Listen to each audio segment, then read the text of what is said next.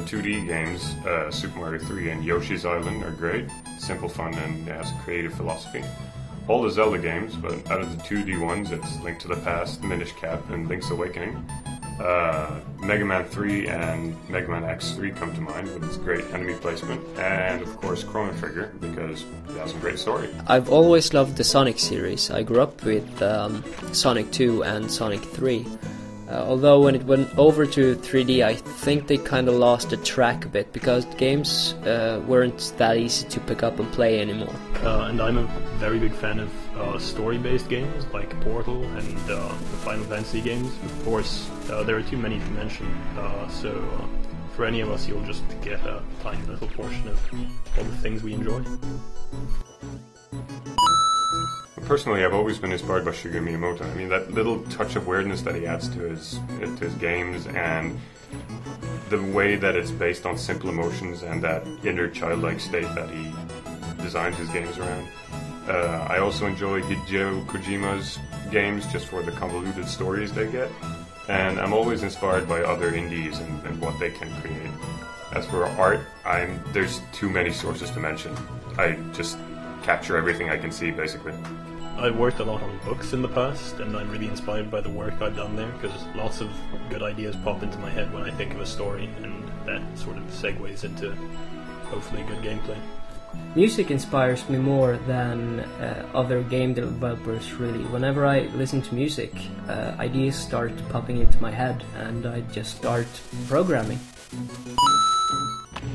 I think a lot of games can manage to be addicting, and that's definitely hard to do in most cases, but I think for me personally, it's important to create some sort of lasting experience and not just distract yourself with chores. I think creating some sort of emotional journey that leaves you with something substantial is something to aim for.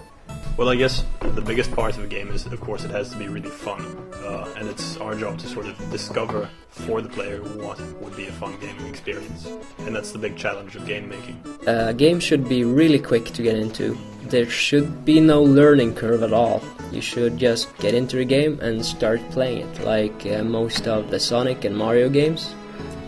Story should be kept at a minimum in the introduction phase. You really want to introduce the player to the game as quickly as possible.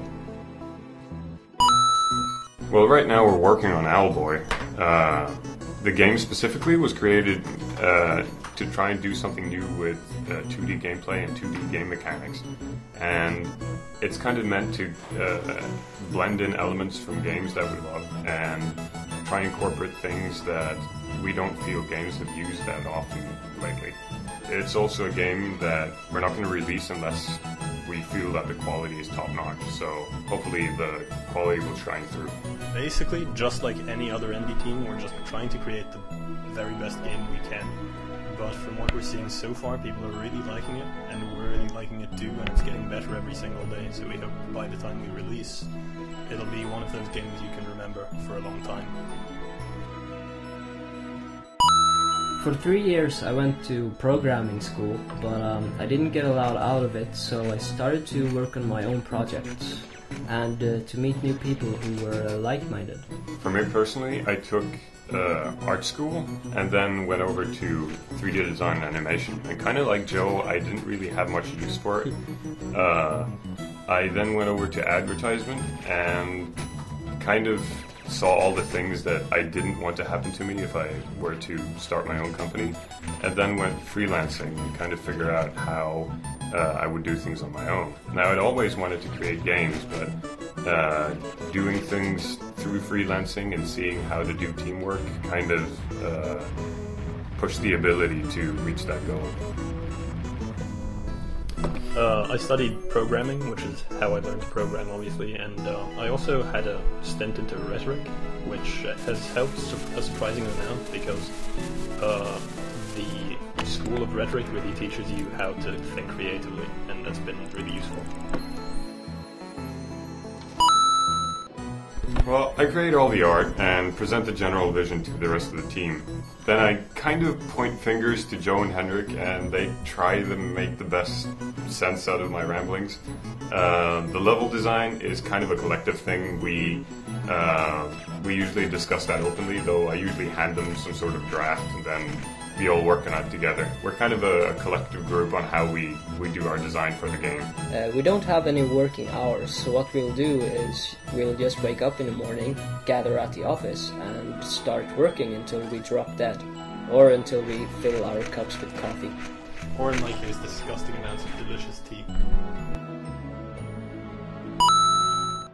Well, it kind of popped into my head instantly. I had the idea for the floating islands in my head, and I kind of sketched it down in MS Paint.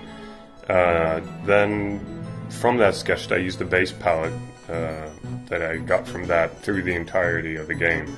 The character designs actually took a long time to figure out. I think it was about a month. A lot of the universe and the elements in it was inspired by late-night conversations with my girlfriend. As for the characters specifically, I always kind of enjoy making very readable shape for characters, so I kind of make it a point never to use the same shape twice. As for color use, though, I like colors, so there's not going to be a lot of brown and grey in this game. I find games with more vibrant colors a lot more appealing, and both to myself and for others. When I first started to work on the project, the engine was already made, and it was kind of hard to get into the XNA framework and the engine from the get-go. But as I continued to work on it, it grew on me, and now we're getting kind of up to speed on the development. Yeah, basically our tools and engine were written from scratch, and it was originally intended to be used for a demo, not for a full game. So it's lacking in a lot of areas, and we simply haven't had time to rewrite it into something better. So it's, I guess, the most frustrating thing about working on Owlboy is knowing that we can't recode our engine until it's done, and until then we can't really unlock our true potential. Well, I suppose one of the weirder stories we've ever come across was when we went to Trondheim for the Norwegian Game Awards, I think it was. Yeah. At that point, we hadn't really had that much success. We'd been nominated for the IGF award, but this time we actually won a prize. It was a pretty substantial amount of money, and we got a giant check out of it. But after that, we got driven in a bus out till the middle of nowhere to some sort of party. And once that was done, we had no transport back. So what we ended up doing was walking around with a giant check in our hands on a Friday night, middle of the night in a town we'd never been in before, trying to find our hotel. So that was a bit different. Owlboy is still in development, so full focus goes into development on Owlboy. But we've got our other projects, which is Vikings on Trampolines, which is just a fun little side thingy we've done on our spare time. But eventually we'll probably start developing it some more. As for other things we've done recently, we've also appeared at Fantastic Fest in Austin, where we had our composer do a live band with violins and keyboards and everything. And so that was a pretty awesome performance where we gave out free soundtracks, and we had the whole t-shirt get up and everything, and everyone can go out and try out the game. So if you want to check that out, you can also visit Jonathan Gear's website for that.